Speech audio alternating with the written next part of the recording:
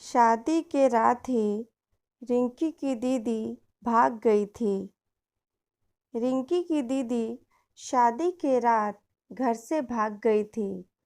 रिंकी के पापा ने दीदी का सारा सामान और दहेज का सारा सामान ऊपर के कमरे में फेंक दिया और उस कमरे में ताला लगा दिया। पापा ने सबको गुस्से में बोला, अगर किसी ने भी इस कमरे को खोला तो उनका मरा हुआ मुंह देखेगा। सभी घर वाले डर गए। सालों तक कोई उस कमरे में नहीं गया। एक बार 12 बजे रात में पापा को ऊपर के कमरे में जाते हुए देखा तो रिंकी चुपके से पापा के पीछे गई। जैसे ही कमरे में झांका, रिंकी के होश उड़ गए। रिंकी की एक बड़ी बहन और एक बड़ा भाई था। बड़ी बहन बहुत सुलझी और बहुत खूबसूरत थी। पापा बड़ी बहन को बहुत मानते थे। वो पापा के आंखों का तारा थी। रिंकी भी अपनी बड़ी बहन पिंकी को बहुत प्यार करती थी। दीदी की तरह रिंकी बनना चाहती थी। पिंकी जो भी काम करती, रिंकी भी उस काम को करने की कोशिश करती। पापा दीदी को हमेशा समझाते थे कि पिंकी, तुम्हें हमेशा सही काम करने हैं, क्योंकि तुम्हारे छोटे भाई बहन तुम्हारी नकल करते हैं। दोनों भाई बहन को लगता था कि दीदी कभी गलत काम कर ही नहीं सकती, लेकिन वक्त ने समझा दिया कि दीदी भी इंसान है और इंसान सही और गलत दोनों कर सकता है। पिंकी दीदी बहुत खूबसूरत थी। जैसे ही दीदी का ग्रेजुएशन पूरा हुआ, चारों तरफ से दीदी के लिए रिश्ते आने लगे। सब दीदी को बहू बनाने की होड़ में लग गए थे। पापा असमंजस में थे कि अगर एक को हाँ कह दिया तो बेवजह दूसरे नाराज हो जाएंगे। इसलिए पापा ने सोचा कि ऐसी जगह शादी करेंगे जहाँ कोई रिश्तेदारी ना हो। पापा ने कभी ये जानने की कोशिश नहीं करी कि दीदी के दिल में क्या है। क्या दीदी ने अपने फ्यूचर के लिए कुछ सोचा है? पापा ये सोच नहीं पा रहे थे कि दीदी के जीवन का इतना बड़ा फैसला वो उसके पूछे बिना कर रहे हैं। एक दिन पापा ने घर आके बताया कि मैंने पिंकी का रिश्ता तय कर दिया है। अमीर घर है, लड़का भी अच्छा है। मम्मी और तीनों बच्चे अचंभित रह गए। सभी एक दूसरे को देखते रह गए। मन ही मन सोच रहे थे कि ये कब और कैसे हुआ। मम्मी ने पूछा कि कब और कैसे तय किया, तो पापा ने नज़रअंदाज कर दिया। मम्मी ने आकर बोला, पिंकी, अच्छे से तैयार हो जाना, शाम को लड़के वाले देखने आने वाले हैं। रिंकी नाराज होते हुए बोली, मम्मी, मुझे पापा से ये उम्मीद नहीं थी। मम्मी ने दीदी की तरफ देखते हुए बोला, बेटा, तुम किसी को पसंद करती हो तो बताओ, मैं तुम्हारी शादी उसी से करवाऊंगी। इस पर दीदी ने ना में सर हिलाया, मगर दीदी ने बोला, मम्मी, इस शादी से मुझे बहुत डर लग रहा है। बहुत सारे गलत विचार आ रहे हैं। लगता है ये शादी मेरे लिए खुशियाँ नहीं, बर्बादी लाएगी। पिंकी की बातें सुन के मम्मी का दिल पसीज गया था। तब तक लड़के वाले आ गए। लड़के की माँ बहुत बीमार थी, इसलिए लड़के की मौसी, दादी और बहन आई थीं। लड़के की मौसी और दादी ने पिंकी से बहुत प्यार से बात करी। बहन भी पिंकी को भाभी कहकर पुकारने लगी। सबका स्वभाव अच्छा था। लड़के की दादी ने जाते समय दीदी के हाथों में पैसे भी रख गई थी। मम्मी ने खुशी जाहिर करते हुए पिंकी से पूछा, बेटा, तुम्हारी क्या राय है? इस पे पिंकी दीदी शर्माते हुए बोली, मुझे इस रिश्ते से कोई ऐतराज नहीं है। घर में चारों तरफ खुशियों का माहौल था। लेकिन कोई नहीं जानता था कि खुशियाँ जल्द गम में बदलने वाला है। सब अच्छे से हो रहा था। दीदी भी खुशी खुशी हर कार्यक्रम में हिस्सा ले रही थी। अपने शादी की तैयारी पिंकी खुशी खुशी खुद ही कर रही थी। किसी ने ये नहीं सोचा कि दीदी अपने दिल में क्या राज छुपा रखी है। रिंकी ने 15 दिन पहले ही ढोलक का इंतजाम कर लिया था। घर के बड़े रिंकी को समझा रहे थे कि लड़की की शादी में इतने पहले से ढोलक नहीं बजाते, लेकिन रिंकी कहाँ मानने वाली थी। उधर पिंकी भी बहुत एंजॉय कर रही थी। अपनी पसंद का गाना बजवाया करती थी। शादी का दिन आ गया। दीदी अपनी पसंद का लहंगा पहनकर एक राजकुमारी जैसी लग रही थी। रिंकी ने दूल्हे को देखा तो देखते ही रह गई। रिंकी दौड़कर पिंकी दीदी को बताने गई कि आपके किस्मत में शहजादा लिखा है। लेकिन दीदी कमरे में नहीं थी। रिंकी हैरान थी कि दीदी कहाँ जा सकती है। हर जगह दीदी को देख लिया, लेकिन वह नहीं दिखी। रिंकी जल्दी से मम्मी के पास पहुंचती है और पूछती है कि मम्मी, पिंकी दीदी कहाँ हैं? मम्मी ने बोला, होगी अपने कमरे में। मम्मी ने रिंकी की बातों को गंभीरता से नहीं लिया। इस पर रिंकी गुस्से में मम्मी पर चिल्लाई, दीदी कहीं नहीं मिल रही है। मम्मी और रिंकी पिंकी को ढूंढने लगे। सारे कमरे छान मारे, मगर दीदी कहीं नहीं मिली। जयमाल का समय हो गया।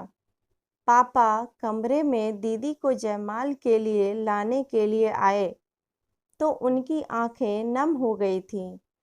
शायद अपनी प्यारी बेटी की विदाई के आंसू थे। पापा ने बोला, जयमाल का समय हो गया है, जल्दी पिंकी को ले चलो। मम्मी रोते हुए बोली, सुनो जी, पिंकी नहीं मिल रही है। इस पे पापा आश्चर्य से बोले, पिंकी नहीं मिल रही मतलब? मम्मी रोते हुए बोली, घर का हर एक कोना देख लिया, लेकिन पिंकी कहीं भी नहीं दिखी। पापा दिल पे हाथ रख के जोर जोर से रोने लगे और बोले, अब मेरी इज्जत तो खाक में ही मिल जाएगी। मैं क्या करूं? जोर जोर से पापा रो रहे थे। रोते रोते बोल रहे थे कि मैं कैसे जाकर लड़के वालों को बोलूं कि बारात वापस ले जाए, क्योंकि मेरी बेटी ने तो मेरी इज्जत ही उछाल दी है।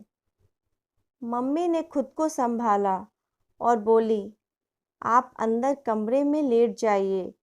मैं बहाना बनाती हूँ कि आपकी तबीयत खराब हो गई है, इसलिए अभी ये शादी नहीं हो सकती। पापा गुस्से में मम्मी पर चिल्लाए, काश तुम अपने लड़कियों को अच्छी शिक्षा दी होती। मम्मी ने लड़के वालों से माफ़ी मांगते हुए बोला कि मेरे पति को हार्ट अटैक आया है, इसलिए अभी हम शादी नहीं कर पाएंगे। कृपा कर आप बारात वापस ले जाएं। चारों तरफ बातें होने लगी थीं। लोग तरह तरह की बातें कर रहे थे। हम सब घर में ही दुबके पड़े थे। पापा रोए जा रहे थे। मम्मी ने बोला, ऐसे ही रोते रहोगे तो तबीयत खराब हो जाएगी। पापा गुस्से में बोले, अपनी शक्ल मत दिखाओ, इन सब का कारण तुम ही हो। तुम्हें अपने बेटियों पर कसकर लगाम लगाना चाहिए था। मम्मी बेचारी सब कुछ चुपचाप सहन कर रही थी। पापा ने सारा सामान छत पर बने कमरे में फेंक दिया और ताला लगा दिया और बोले, कोई भी उस कमरे के पास नहीं जाएगा। जो जाएगा वह उनका मरा हुआ मुंह देखेगा। उसके बाद हमारे घर में अजीब माहौल था। सब एक दूसरे से नजरें चुराते थे। पापा मम्मी दोनों छुपकर अकेले में रोते थे। 3 महीने बाद लड़के वालों का फ़ोन आया। लड़के की मौसी का फ़ोन मम्मी के पास आया कि बहुत दिनों से सोच रहे थे कि आप लोगों से बात करें। कोई मजबूरी होगी तभी आपने बारात वापस करवाया होगा। हमें कोई शिकवा शिकायत नहीं है। अगर आप लोग चाहें तो छोटी बेटी की शादी हमारे लड़के से हो सकती है। आप घर में विचार करके बताइएगा।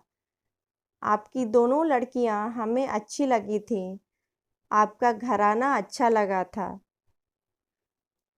मम्मी ने रिंकी से पूछा तो रिंकी बोली, जिस तरह पापा ने यहाँ जीना मुश्किल कर दिया है, सबका हमेशा नफरत भरी नज़र से देखते हैं। मन होता है खुद को कुछ कर लूं। मैं खुद ऐसा ही चाहती हूँ कि कहीं चली जाऊं और वापस कभी ना आऊं।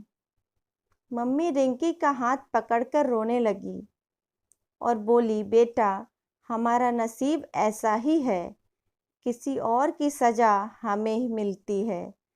मेरे साथ भी ऐसा ही हुआ था और तुम्हारे साथ भी ऐसा ही हो रहा है।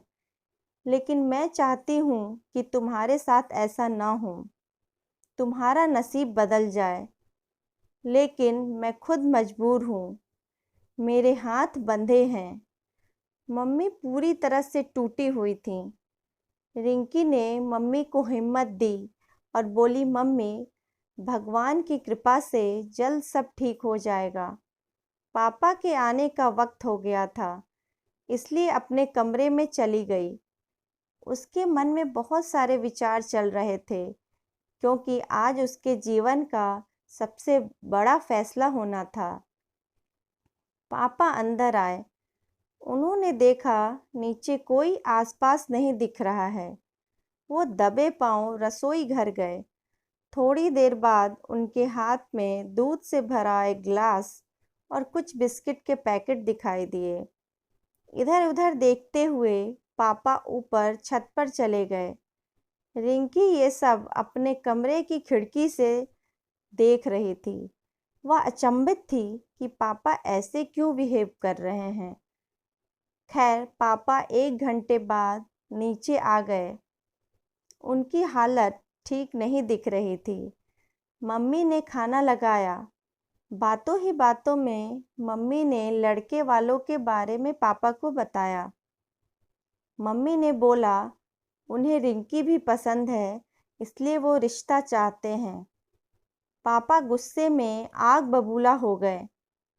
उन्होंने खाने की प्लेट फेंक दी और गुस्से में बोले, मेरी बेटी का नसीब इतना भी खराब नहीं है कि उसकी शादी उस गिरी हुई फैमिली में कर दूं। मम्मी और रिंकी दोनों आश्चर्य से एक दूसरे को देख रहे थे। मम्मी बोली, आपकी इस बात का क्या मतलब? क्या वे लोग अच्छे नहीं हैं? पापा ने ना में सर हिला दिया और कहने लगे, आज के बाद अगर फ़ोन आए तो उठाना मत। तब मम्मी बड़े गुस्से से बोली, आपको तो अपनी अकल पे बड़ा यकीन था। आप तो कहते थे औरतें कम अकल की होती हैं, और आपसे इतनी बड़ी भूल कैसे हो गई? पापा गुस्से में कमरे से बाहर निकल गए। मम्मी जोर जोर से रोने लगी और बोली, तुमने मेरी और मेरी बेटियों की ज़िंदगी बर्बाद कर दी। जितने देर पापा घर में होते, रिंकी अपने कमरे से बाहर नहीं निकलती। भाई भी पढ़ाई और फुटबॉल के बहाने ज़्यादा बाहर रहता। मम्मी तो पिंकी दीदी की यादों में डूबी रहती। रिंकी अब पापा को अक्सर दूध और कुछ खाने की चीज़ ऊपर छत पर ले जाते हुए देखती थी। रिंकी इस बात से बहुत परेशान थी। वह रात भर जागती थी। एक दिन रिंकी सोच रही थी कि काश पिंकी दीदी ने इतना गलत कदम ना उठाया होता। रिंकी को नींद नहीं आ रही थी, इसलिए वो खिड़की से बाहर देखने लगी। थोड़ी देर बाद रिंकी ने महसूस किया कि बाहर कोई घूम रहा है। गौर किया तो वह कोई और नहीं बल्कि उसके पापा थे। रिंकी ने देखा कि जहाँ पापा ने पिंकी दीदी के दहेज का सामान रखा हुआ था वह खुला हुआ है और उससे रोशनी आ रही है। रिंकी चौंक गई। रिंकी आगे बढ़ी तो देखा दरवाजा खुला है। रिंकी छुपकर अंदर का सारा मंजर देखने लगी। अंदर तो दीदी बैठी हुई थी। यह देखकर रिंकी थर-थर कांपने लगी। उसने देखा पापा दीदी को खाना खिला रहे थे। दोनों चुप थे, मगर उनकी आंखों से आंसू बह रहे थे। यह सब क्या हो रहा था, रिंकी मन ही मन सोच रही थी। रिंकी को समझ नहीं आ रहा था कि वह क्या करे और क्या ना करे। थोड़ी देर बाद पापा ने धीरे से बोला, पिंकी, तुम मेरी बेटी नहीं हो। इस पर पिंकी दीदी चिल्लाकर पापा से बोली, मैं आपकी अपनी औलाद नहीं हूँ, इसलिए आप मेरे साथ ऐसा कर रहे हैं। क्या आप ऐसी गिरी हुई हरकत अपनी सगी बेटी रिंकी के साथ करते? पापा जल्दी से बोले, नहीं पिंकी, तुम्हें नहीं पता कि मैं तुमसे बहुत ज़्यादा प्यार करता हूँ, लेकिन तुम यह जानती हो कि मैं यह सब कुछ रिंकी के साथ कभी भी नहीं कर सकता। पिंकी दीदी जोर जोर से रोने लगी। पिंकी दीदी बोली, मुझे वजह जाननी है, आपने मुझे इस कमरे में क्यों बंद रखा है? इस पर पापा बोले, आज मेरे पास भी बहुत वक्त है, वैसे भी तुम सारा दिन बेहोशी की हालत में रहती हो। रिंकी के डर के कारण मैं ज़्यादा देर छत पर नहीं रुक सकता। अभी सभी सो रहे हैं, इसलिए आज मैं तुम्हें सारी सच्चाई बताता हूँ। पिंकी, हम दो भाई बहन थे, एक मैं और एक मुझसे बड़ी बहन जो पूरे 10 साल बड़ी थी। दीदी की शादी के बाद हमारे घर में बहुत खामोशी छा गई थी, इसलिए सभी ने सोचा कि मेरी शादी जल्द करेंगे। जल्दी मेरी शादी तुम्हारी मम्मी से हो गई।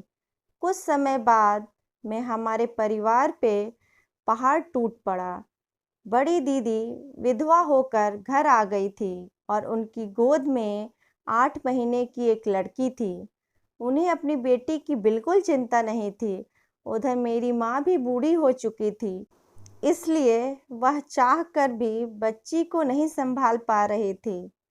रिंकी की मम्मी ने तुम्हें हाथों हाथ लिया और तुम पर इतना प्यार निछावर किया कि मैं भूल गया था कि तुम मेरी बेटी हो या भांजी। तुम जब बोलने लगी तो रिंकी की मम्मी को मम्मी कहने लगी और अपनी खुद की माँ को बुआ।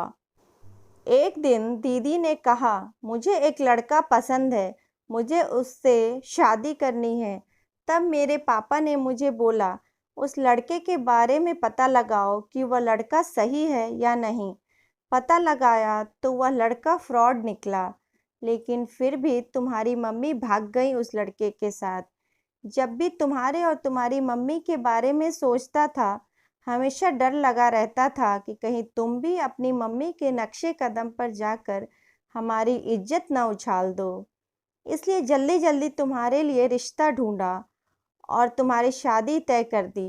लड़के की माँ की तबीयत खराब थी, लेकिन लड़के की दादी, बहन, भाई, बाप और रिश्तेदार शादी में मौजूद होंगे। मेरे लिए तुम्हारी शादी जल्द से जल्द करवाना बहुत आवश्यक था।